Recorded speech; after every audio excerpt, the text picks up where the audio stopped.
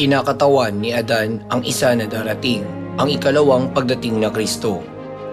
Kung gayon, sino ang kinakatawan ng asawa ni Adan na si Eva? Natural na kinakatawan ni Eva ang asawa ng ikalawang pagdating na Kristo. Kung gayon, ano ang papel na dapat nagampanan ni Eva? Tinawag ng lalaki ang kanyang asawa na Eva sapagkat siya ang naging ina ng lahat ng mga nabubuhay. Tanging ang Diyos ang makakapagbigay ng buhay at ang kahulugan ng pangalang Eva ay nabubuhay, sa ibang salita, buhay. Ito ay dahil ang sangkatauhan ay tatanggap ng buhay na walang hanggan sa pamamagitan ni Eva na magpapakita sa mga huling araw. Tinuro sa atin ni Kristo Ansanghong na ang huling Eva na nagpakita bilang ang asawa ni Kristo sa panahon ng Espiritu Santo ay kumakatawan sa Diyos Ina. Sa ika-6 na araw, ginawa ng Diyos ang mga hayop at mailap na hayop at huling nilikha niya sina Adan at Eva sa lahat. Sinabi ng Biblia na si Adan ay isang anyo ng isa na darating.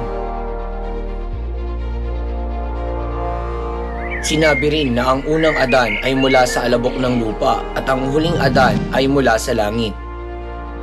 Sa Revelation chapter 22 verse 17, ang huling Adan at Eva ay tinatawag na espiritu at babaeng ikakasal.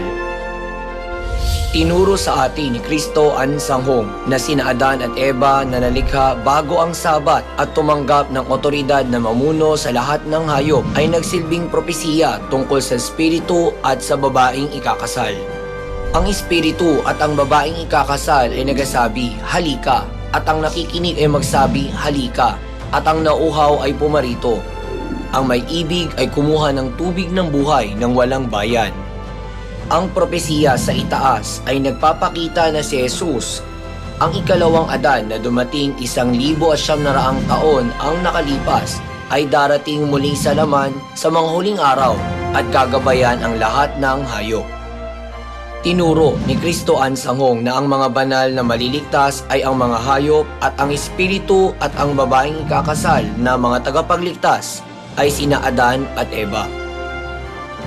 Sa ibang salita, ang huling Eva ay ang makalangit na ina na siyang ating tagapagligtas.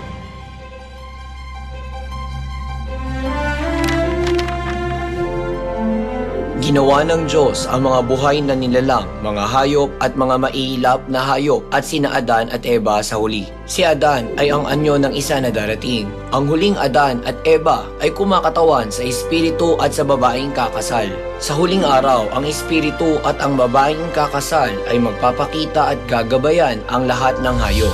Pakiusap, tanggapin ang tubig ng buhay mula sa espiritu at sa babaeng kakasal, sina Adan at Eva na kapwa nagpakita sa huling panahon ng Espiritu Santo at tamasahin ang pagpapala ng buhay na walang hanggan.